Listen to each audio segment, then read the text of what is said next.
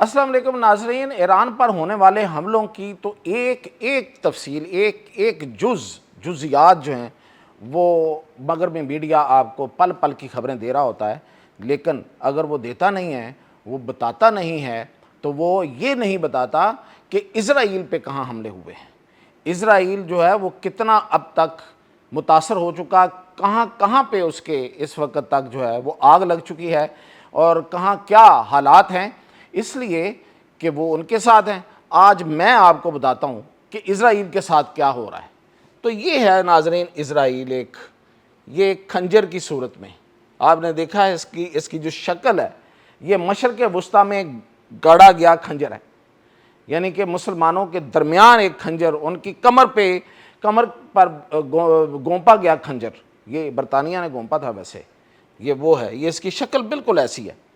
اب اس میں کون سی اہم جگہ ہیں، ایک تو میں یہ بتاؤں گا آج آپ کو جو ٹارگٹ ہیں ایرانیوں کے، اور اب تک کون سے ٹارگٹ وہ اویل کر چکے ہیں، کہاں کہاں پہ انہوں نے اپنے میزائل مارے ہیں اور تباہی کی ہے۔ تو سب سے پہلے تو میں یہ بتا دوں کہ کہاں کہاں اب تک تباہی کی ہے، باقی ٹارگٹس میں آپ کو بتاتا رہوں گا۔ تو سب سے پہلے تو میں آج آپ کو بتاؤں گا کہ کہاں کہاں پہ حملے ہو چکے ہیں، اور ٹارگٹ میں ساتھ ساتھ آپ کو وہ بھی بتاؤں گا کون سے ٹارگٹ اویل کر چکا ہے ایران۔ تو وہ سب سے پہلے جو سب سے اہم ٹارگٹ اس نے اویل کیا ہے وہ دو ایئر بیسز ہیں۔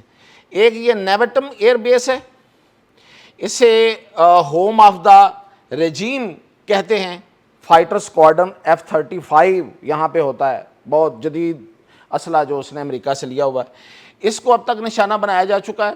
اور اس کے علاوہ یہ کرایا بیس، یہ بھی ایئر بیس ہے، اس کو اب تک نشانہ بنا چکا ہے، اور یہ head quarter of the army ہے، اس کو نشانہ جو ہے وہ بن چکی ہے۔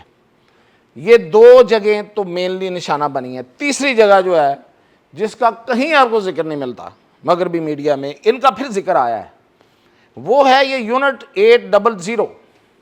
یونٹ 800 جو ہے یہ موساد کا وہ یونٹ ہے جو بیرون ملک جا کے لوگوں کا قتل عام کرتے ہیں۔ جیسے کہ انہوں نے آپ کو پتہ ہے کہ پچھلے سال جب ایران پہ حملہ ہوا تھا تو اس وقت جو سائنسدانوں کی ایک پوری کی پوری لاٹ انہوں نے قتل کر دی تھی ایرانیوں کی اور فوجی افسروں کی، تو وہ اس یونٹ نے کی تھی۔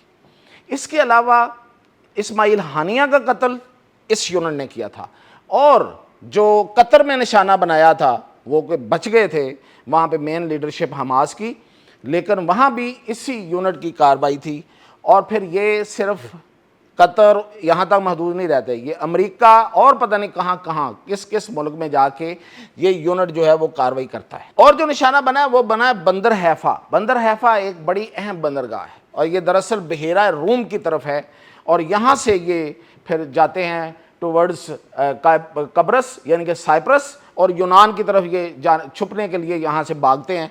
اور اس بندرگاہ کے اوپر انہوں نے ایک بیس بنائی ہوئی ہے اس کی حفاظت کے لیے، اسے گلیلی بیس کہتے ہیں، یہاں پہ یہ نشانہ بن چکی ہے اور بڑا کامیاب نشانہ بنا ہے۔ اس کے علاوہ تل ابیب جو ان کا دارالحکومت ہے وہ نشانہ بنا ہے، بیت شمیس ہے یہاں پہ یہ علاقہ، یہ نشانہ بنا ہے۔ ایک نشانہ بہت اہم ہے جو یہاں پہ لکھا نہیں ہوا، یہ ہے ڈیمونا۔ ڈیمونا ان کا پاور پلانٹ ہے، نیوکلر پاور پلانٹ، جہاں پہ انہوں نے بم بنا رکھا ہے۔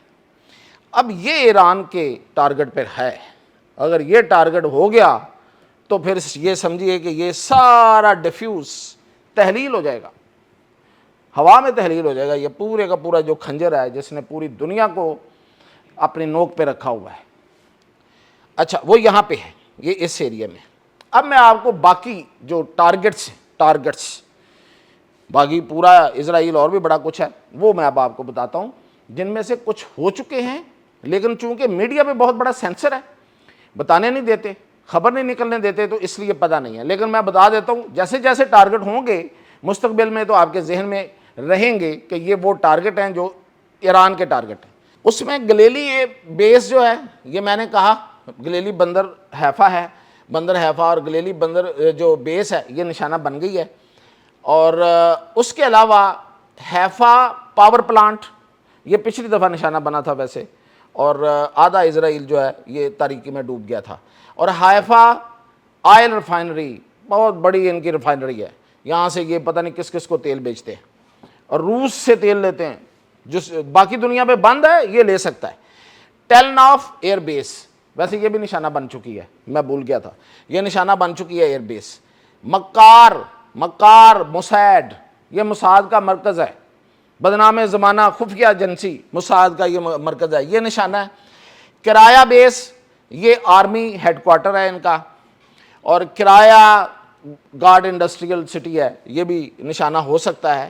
اور اسرائیلی منسٹری آف وار، یہ جو برائیوں کی جڑ ہے، یہاں سے پورے غزہ میں قیامت ڈائی گئی تھی، یہ نشانہ بنے گی۔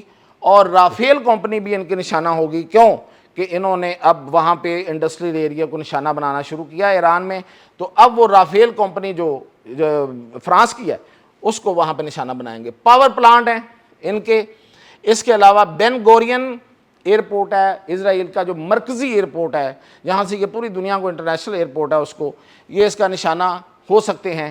اور ابھی اطلاعات آ رہی ہیں کہ شاید اس پہ میزائل لگا ہے، ابھی کنفرم نہیں ہوا۔ گلوبل ٹیلی گرام ان کا جو ہے وہ نشانہ ہے۔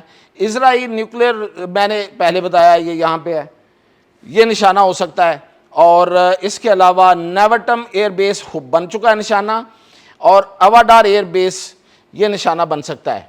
یہ ہیں اسرائیل کے میں ایران کے ٹارگٹس، کچھ بن گئے اور جو رہتے ہیں ان کی میں نے گنتی آپ کو گنوا دی ہے، یاد رکھیے گا یہ نشانہ ضرور بننے ہیں، ایک ایک کر کے۔ اجازت دیجیے۔